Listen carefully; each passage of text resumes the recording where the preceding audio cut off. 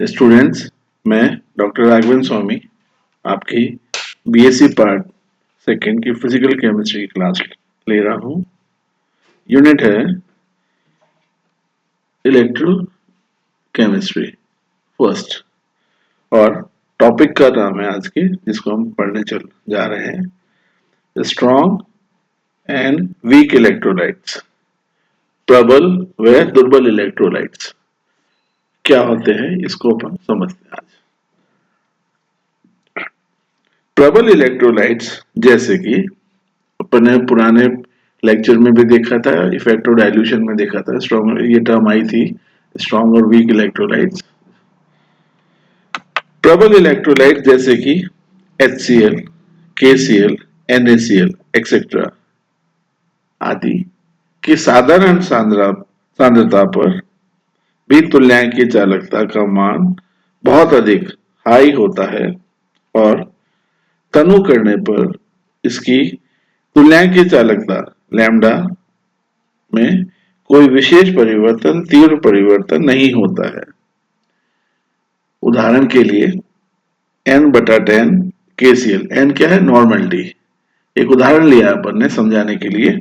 N/10 KCl विलयन की तनु चालकता है 129.0 और यदि इसको हम डाइल्यूट करते हैं N/1000, अभी हमने क्या देखा N/10, अब इसको हमने कर दिया N/1000 यानी 100 गुना डाइल्यूट करने पर भी इसकी जो तुल्यांकीय चालकता है उसमें कोई विशेष परिवर्तन नहीं आता है और ये केवल 146.9 ही हो पाती है। कहने का क्या मतलब हुआ, 100 टाइम्स डाइल्यूट करा तो भी उसकी तुल्यांकीय चालकता में स्ट्रॉन्ग इलेक्ट्रोलाइट्स की में कोई विशेष फर्क नहीं आया। वैल्यू कितनी चेंज हुई? खाली 129 से 129 से 146.9, 100 टाइम्स डाइल्यूट करने के पश्चात भी। अब जबकि वीक इलेक्ट्रोलाइट्स क्या होते हैं? दुर्बल इलेक्ट्रोलाइट्स, वीक इलेक्ट्रोलाइट्स जैसे कि CH3COH, NH4OH आदि का उच्च सांद्रता पर तुल्यांकीय चालकता यानी लैम्डा का मान कम होता है तथा तनु करने पर, इनको डाइल्यूट करने पर इनकी तुल्यांकीय चालकता लैम्डा के मान में तीव्रता से वृद्धि होती है। जैसे कि CH3COH का N/10 स्ट्रेंथ का हमने एक विलयन लिया जिसकी तुल्यांकीय चालकता है 5.2। अब हमने इसको डाइल्यूट कर दिया 100 गुना, जैसे कि स्ट्रॉन्ग इलेक्ट्रोलाइट्स में हमने करा था। तो CH3COH N/1000 की तुल्यांकीय चालकता होगी डाइल्यूट करने पे 49.2 यानी N/10 स्ट्रेंथ की जो N क्या नॉर्मलिटी है, N/10 स्ट्रेंथ एसिटिक एसिड की तुल्यांकीय चालकता है तो है 5.2। अब हमने इसको 100 टाइम्स डाइल्यूट कर दिया, 100 गुना अधिक तनु कर दिया तो N/1000 स्ट्रेंथ हो गई इसकी और इसकी तुल्यांकीय चालकता जब हमने ज्ञात करी एक्सपेरिमेंट्स के द्वारा तो ये पता चला इसकी तुल्यांकीय चालकता का मान आएगा 49.2। अतः इस प्रकार के इलेक्ट्रोलाइट्स को वीक इलेक्ट्रोलाइट्स, दुर्बल इलेक्ट्रोलाइट्स कहते हैं।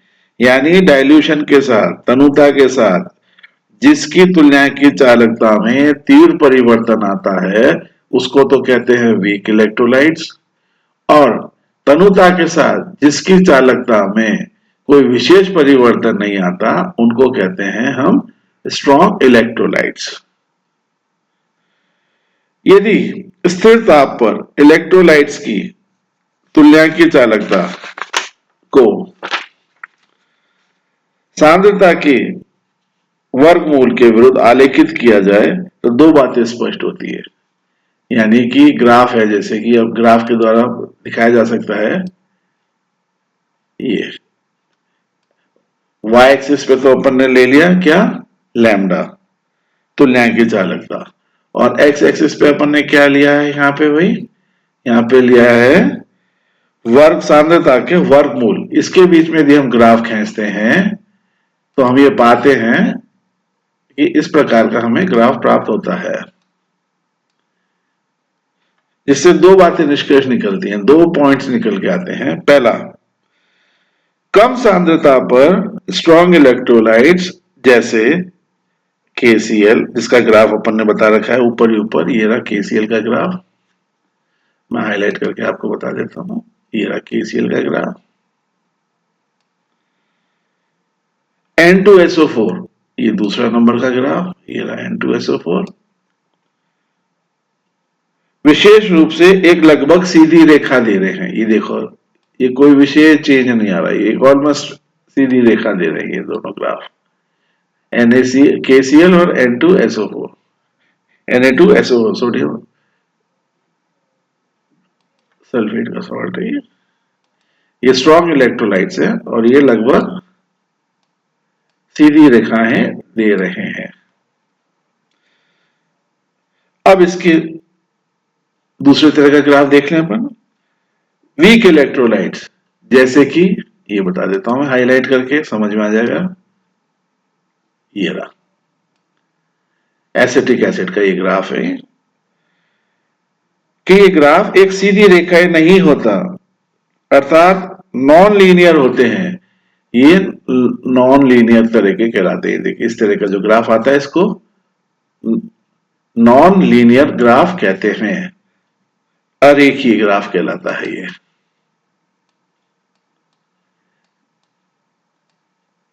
अरेखीय ग्राफ कहलाते हैं वीक इलेक्ट्रोलाइट्स के। स्ट्रॉन्ग इलेक्ट्रोलाइट्स के लीनियर ग्राफ अपन को मिलते हैं। अतः वह इलेक्ट्रोलाइट्स जो लीनियर ग्राफ देते हैं वो स्ट्रॉन्ग इलेक्ट्रोलाइट्स कहलाते हैं, और वह इलेक्ट्रोलाइट्स जो नॉन लीनियर अरेखीय ग्राफ देते हैं उनको वीक इलेक्ट्रोलाइट्स कहते हैं। कोलरोच ने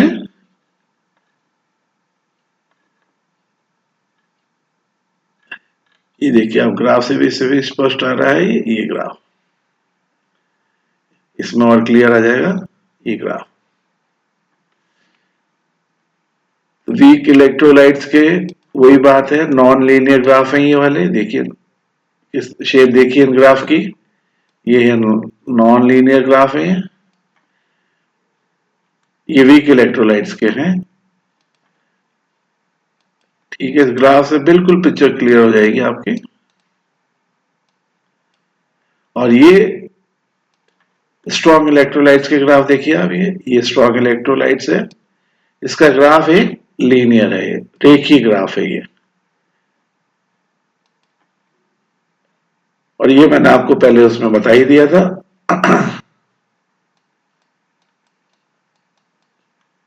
KCl का ग्राफ, N2SO4 का ग्राफ, और ये CH3COH के ग्राफ, ये ऐसे आ गए ग्राफ।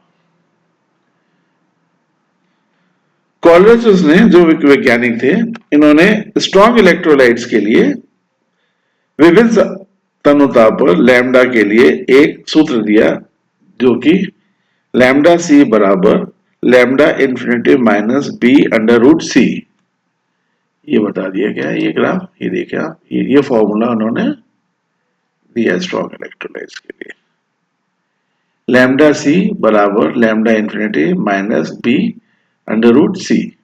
कोलरोच ने स्ट्रॉन्ग इलेक्ट्रोलाइट्स के लिए डिफरेंट डाइल्यूशंस के लिए एक ये सूत्र दिया। अब यहां पे बी क्या है इस सूत्र में, बी है एक स्थिरांक, कांस्टेंट है ये। लैम्डा इन्फिनिटी क्या है, अनंत अनुता पर लैम्डा का मान, इनफाइनाइट डाइल्यूशन पर लैम्डा तुल्यनिक चालकता का मान। और लैम्डा सी क्या है, सांद्रता सी पर तुल्यनिक चालकता। कोलरोचस लॉ वीक इलेक्ट्रोलाइट्स के लिए उपयोगी नहीं है। कोलरोचस का नियम जो है वीक इलेक्ट्रोलाइट्स के लिए उपयोगी नहीं है। स्ट्रॉन्ग इलेक्ट्रोलाइट्स की लैम्डा तुल्यनिक चालकता का चरम मान, लिमिटिंग वैल्यू, आलेख को शून्य सांद्रता पर एक्स्ट्रापोलेट करके प्राप्त किया जा सकता है। ये देखिए आप ग्राफ में, ये एक्स्ट्रापोलेट ये कहलाती है ये चीज, बता देता हूं मैं हाईलाइट करके, इसको अपन कहते हैं एक्स्ट्रापोलेट। ये इसको कहते हैं जीरो सांद्रता तक के लिए एक्स्ट्रापोलेट करके ग्राफ प्राप्त किया जा सकता है। स्ट्रॉन्ग इलेक्ट्रोलाइट्स लैम्डा इन चरम मान लिमिटिंग वैल्यू आलेख को शून्य सांद्रता तक एक्सट्रापोलेट करके प्राप्त किया जा सकता है, जबकि वीक इलेक्ट्रोलाइट्स के लिए ये एक्सट्रापोलेटेशन विधि काम में नहीं ली जा सकती, क्योंकि वीक इलेक्ट्रोलाइट्स के लिए क्यों नहीं काम में ली जा सकती, ये समझो इस बात को, ग्राफ से बिल्कुल स्पष्ट है। एक मिनट में इसको मिटा देता हूं। स्ट्रॉन्ग इलेक्ट्रोलाइट्स के आप समझ में आ जाएगा आपके। वीक इलेक्ट्रोलाइट्स के लिए क्यों नहीं आती, क्योंकि ये एक ग्राफ इस तरह का मिलता है, ये लाइन बढ़ती चली जाएगी। ये देखिए आप, ये जीरो पे नहीं और ये एक्स्ट्रापोलेट, ये एक इसके पैरेलल, इसके परपेंडिकुलर, इसके पैरेलल बिल्कुल चलती जाएगी। और हमने छोटी क्लासों में स्कूल लेवल्स में पढ़ा हुआ है कि two parallel lines never meet, दो पैरेलल रेखाएं कभी आपस में नहीं मिलती हैं। ये है नॉन लीनियर का ग्राफ, ये वीक इलेक्ट्रोलाइट्स का ग्राफ, जो कि अरेखीय ग्राफ देते हैं। ये ऐसे एक्स्ट्रापोलेट नहीं हो सकते जीरो सांद्रता तक के लिए। ये डिफरेंस है बहुत बड़ा इसमें, वीक इलेक्ट्रोलाइट्स में और स्ट्रॉन्ग इलेक्ट्रोलाइट्स में। एक बार ये मिटा देता हूं इसको, जिससे समझ में आ जाएगा आपके। ये डिफरेंस हो गया इसका। तो जीरो सांद्रता तक वीक इलेक्ट्रोलाइट्स को एक्स्ट्रापोलेट नहीं किया जा सकता है, क्योंकि जीरो सांद्रता के समीप ये कर्व लगभग स्पर्शीय रेखा हो जाते हैं वीक इलेक्ट्रोलाइट्स के। डाइल्यूशन पे, तनुता पर लैम्डा में वृद्धि केवल इलेक्ट्रोलाइट्स के आयनन की मात्रा, डिग्री ऑफ आयनाइजेशन में वृद्धि के कारण होती है। स्ट्रॉन्ग इलेक्ट्रोलाइट्स में डाइल्यूशन पर इक्विवेलेंट कंडक्टेंस में, तुलना की चालकता में वृद्धि केवल इलेक्ट्रोलाइट्स के आयनन की मात्रा, डिग्री ऑफ आयनाइजेशन में वृद्धि के कारण होती है। अतः हम कह सकते हैं कि लैम्डा तुलना की चालकता का एक निश्चित मान प्राप्त होता है। इस तनुता पर डिग्री ऑफ आयनाइजेशन, आयनन की मात्रा भी निश्चित होगी। इसलिए किसी डाइल्यूशन पर यदि तुलना की चालकता का मान lambda V, degree of ionization की मात्रा अल्फा और इनफाइनाइट डाइल्यूशन अनंत तनुता पर तुलना की कंडक्टेंस, तुलना की चालकता लैम्डा इंफिनिटी हो, तो हम लिख सकते हैं जैसा कि सूत्र में दिया गया है। ये देखिए आप, ये मैंने लिखा है, ये